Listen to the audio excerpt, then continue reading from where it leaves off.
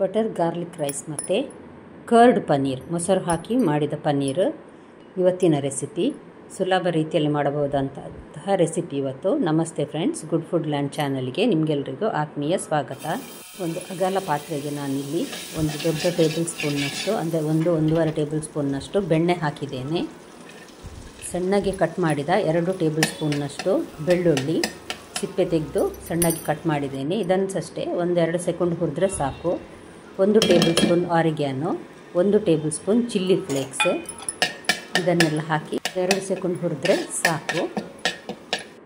ಇದಕ್ಕೀಗ ನಾನು ಒಂದು ದೊಡ್ಡ ಲೋಟದಲ್ಲಿ ಅನ್ನ ಬೇಯಿಸಿ ಇಟ್ಟಿದ್ದೇನೆ. ಸೋನಾ ಮಸೂರಿ ಅಕ್ಕಿದು, ಅದರಲ್ಲಿ ಮಾಡಿದ ಅನ್ನ ಇದು ನೋಡಿ. ಇದನ್ನು ಹಾಕ್ತಾ ಇದ್ದೇನೆ. ಹಾಕಿ ಚೆನ್ನಾಗಿ ಮಿಕ್ಸ್ ಮಾಡಿ ಇದ್ರೆ ನಿಮಗೆ ಬಟರ್ ಗಾರ್ಲಿಕ್ ರೈಸ್ ರೆಡಿ ಆಗ್ತದೆ.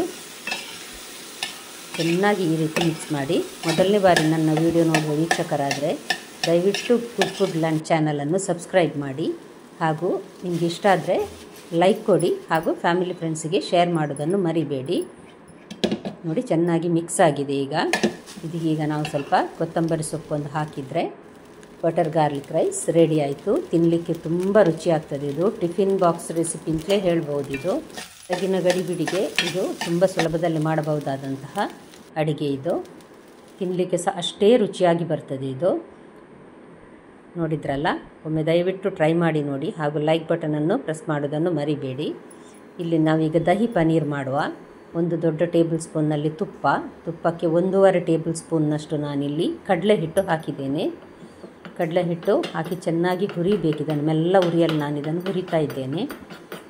ಕಡಲೆ ಹಿಟ್ಟಿನದು ಹಸಿ ವಾಸನೆ ಹೋಗುವವರೆಗೆ ನಾವು ಹುರಿಬೇಕು.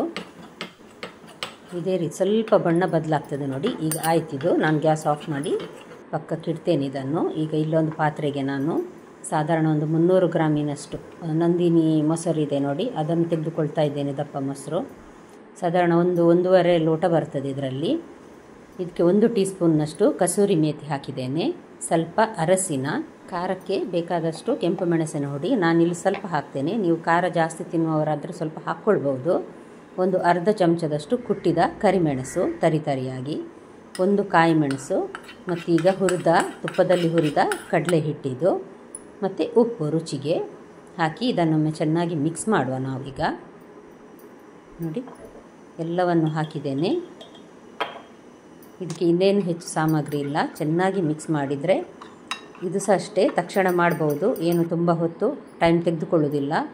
ಬೆಳಗಿನ ಗಡಿಬಿಡಿಗೆ ಅಂತೂ ಮಾಡಲಿಕ್ಕೆ ಸುಲಭ ಆಗುವಂತಹ ರೆಸಿಪಿ ಇವತ್ತಿನದು.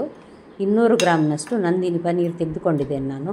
ಅದನ್ನು ಸಣ್ಣಗೆ ಕಟ್ ಮಾಡಿ ಹಾಕಿದ್ದೇನೆ. ನೀವು ಯಾವ ಶೇಪಲ್ಲಿ ಸಹ ಕಟ್ ಮಾಡ್ಕೊಳ್ಬೋದು, ದೊಡ್ಡ ಪೀಸ್ ಸಹ ಮಾಡ್ಕೊಳ್ಬೋದು. ಚೆನ್ನಾಗಿ ಮಿಕ್ಸ್ ಮಾಡಿದ್ದೇನೆ. ಮಿಕ್ಸ್ ಮಾಡಿ ನೋಡಿ. ಈಗ ಒಂದು ಪಾತ್ರೆಗೆ 2 ಟೇಬಲ್ ಸ್ಪೂನ್ನಷ್ಟು ಎಣ್ಣೆ ಹಾಕಿದ್ದೇನೆ, ಅಥವಾ ಬೆಣ್ಣೆ ಹಾಕ್ಬೋದು. ಇದಕ್ಕೆ 2 ಏಲಕ್ಕಿ, 4 ಲವಂಗ, ಒಂದು ಸಣ್ಣ ಪೀಸ್ ಸ್ಟಾರ್ ಅನ್ನಿಸಿದ್ದು, ಸಣ್ಣಗೆ ಚಕ್ಕೆ, ಒಂದು ಸಣ್ಣ ಪೀಸ್ ಚಕ್ಕೆದು, ಸ್ವಲ್ಪ ಕರಿಬೇವು, ಇದನ್ನೆಲ್ಲ ಹುರಿಯುವ. ನೋಡಿ ಕರಿಬೇವು ಚಟಪಟ ಅಂತ ಇದೆ ನೋಡಿ. ಇವಾಗ ನಾವು ಮೊಸರಲ್ಲಿ ಹಾಕಿಟ್ಟ ಪನ್ನೀರನ್ನು ಹಾಕುವ. ಒಳ್ಳೆ ಪನ್ನೀರಾದರೆ ಏನು ಒಡೆಯುವುದಿಲ್ಲ, ಅದು ಏನಾಗೋದಿಲ್ಲ. ಇದನ್ನು ಸ್ವಲ್ಪ ಲೋ ಟು ಮೀಡಿಯಮ್ ಹೀಟಲ್ಲಿ ಇದನ್ನು ನಾವೀಗ ಬಿಸಿ ಮಾಡುವ. ನೋಡಿ ಈಗ ಚೆನ್ನಾಗಿ ಎಣ್ಣೆ ಮೇಲೆ ಬರ್ತಾ ಇದೆ. ಕಡಲೆ ಹಿಟ್ಟು ಹಾಕಿದ್ರಿಂದಾಗಿ ಇದು ಸ್ವಲ್ಪ ಈಗ ಮಂದಾಗಿ ಗಟ್ಟಿ ಹಾಕಲಿಕ್ಕೆ ಶುರುವಾಗ್ತದೆ. ಇದು ತುಂಬ ಹೊತ್ತೇನು ತೆಗೆದುಕೊಳ್ಳೋದಿಲ್ಲ ಬೇಯಲಿಕ್ಕೆ ಸಹ. ಪನ್ನೀರ್ ಸಹ ಒಡೆಯುವುದಿಲ್ಲ, ಹಾಗೇನು ಚೆನ್ನಾಗಿ ಎಳೆದಿರ್ತದೆ ಪನ್ನೀರು. ಮೊಸರಿನ ರುಚಿಯನ್ನೆಲ್ಲ ಒಂದು ಅರ್ಧ ಚಮಚದಷ್ಟು ಇದು ನೋಡಿ. ಈ ರೀತಿ ಗಟ್ಟಿ ಆಗ್ತಾ ಬರುವಾಗ ಒಂದು ಅರ್ಧ ಚಮಚದಷ್ಟು ಗರಂ ಮಸಾಲೆ ಹುಡಿ ಹಾಕಿದ್ದೇನೆ. ಮತ್ತು ರೋಸ್ಟ್ ಮಾಡಿದ ಕಸೂರಿ ಮೇಥಿಯನ್ನು ಒಂದು ಟೀ ಸ್ಪೂನ್ನಷ್ಟು ಹಾಕಿದ್ದೇನೆ. ಇದು ಒಳ್ಳೆ ರುಚಿ ಕೊಡ್ತದೆ. ಕಸೂರಿ ಮೇಥಿ ರೋಸ್ಟ್ ಮಾಡಿ ಕೊನೆಗೆ ಹಾಕಿದರೆ ತುಂಬ ರುಚಿ ಕೊಡ್ತದೆ. ನೋಡಿ ಈಗ ರೆಡಿ ಆಯಿತು ಪನ್ನೀರ್ ರೆಸಿಪಿ ಕೂಡ. ಇವತ್ತಿನ 2 ರೆಸಿಪಿ ಕೂಡ ನಿಮಗೆ ತುಂಬ ಇಷ್ಟ ಆಗಿರ್ಬೋದು ಫ್ರೆಂಡ್ಸ್. ದಯವಿಟ್ಟು ಲೈಕ್ ಬಟನನ್ನು ಪ್ರೆಸ್ ಮಾಡಿ, ಹಾಗೂ ಫ್ಯಾಮಿಲಿ ಫ್ರೆಂಡ್ಸಿಗೆ ಶೇರ್ ಮಾಡೋದನ್ನು ಮರಿಬೇಡಿ. ನಾಳೆ ಇನ್ನೊಂದು ಹೊಸ ಅಡುಗೆಯೊಂದಿಗೆ ನಿಮ್ಮನ್ನು ಮತ್ತೆ ಭೇಟಿ ಆಗ್ತೇನೆ. ಧನ್ಯವಾದ.